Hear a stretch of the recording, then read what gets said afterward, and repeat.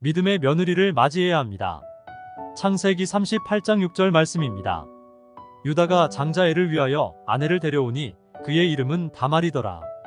유다의 장자 엘이 여호와가 보시기에 악함으로 여호와께서 그를 죽이신지라.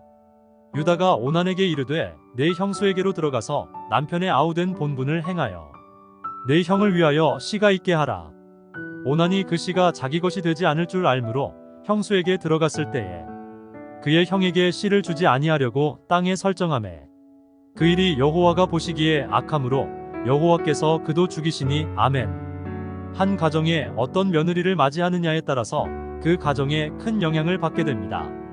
다말이라는 여인이 유다 집안의 며느리로 갔는데 시아버지나 큰 아들이나 작은 아들이나 모두 하나님의 뜻에는 관심이 없는 사람들이었습니다. 모든 가족들이 자기 생각만 중요시하며 사는 사람이며 하나님의 뜻인 자녀를 생산하는 일에 등한시하고 살았던 사람들이었습니다.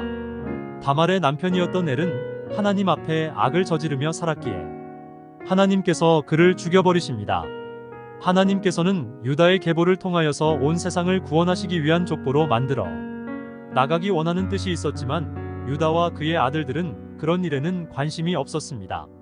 나만 행복하게 결혼 생활하면 되지 자녀를 낳는 일에는 관심조차 갖지 않는 죄를 저지른 것입니다. 마치 교회가 하나님의 지상 명령인 땅끝까지 이르러 내 증인이 되라는 말씀에는 관심을 가지지 않고 잘 먹고 잘 사는 법만 추구하며 살아가는 것과 같습니다. 선교를 하여서 영적인 자녀를 낳는 일에 관심을 갖지 않는 교회는 하나님께서 원하시는 삶을 살아가고 있는 것이 아니라는 것입니다. 둘째 아들 오난도 하나님 앞에 악을 범함으로 죽게 됩니다.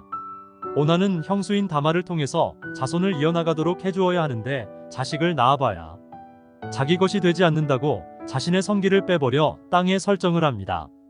오난은 주님의 일을 하다가 자신에게 유익이 되지 않으면 발을 빼버리는 사람이었습니다.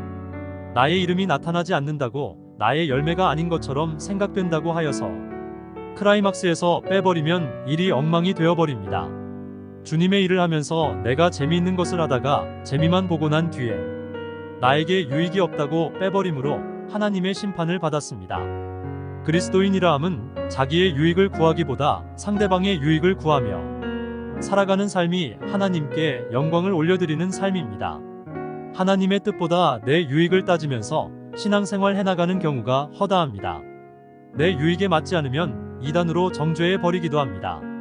직분을 주지 않으면 다른 교회로 옮겨버립니다.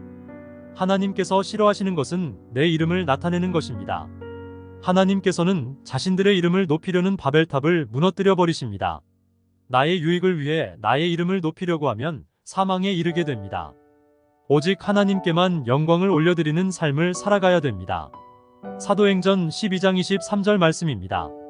헤롯이 영광을 하나님께로 돌리지 아니하는 고로 주의 사자가 곧 치니 충이 먹어 죽으니라. 아멘. 하나님께 영광을 돌리지 않았던 헤롯은 하나님의 사자자 직접 쳐서 충에 먹혀 죽게 만들어 버립니다. 나에게 유익이 있느냐 없느냐를 따져가면서 신앙생활을 하게 되면 하나님의 영광을 가리게 됩니다.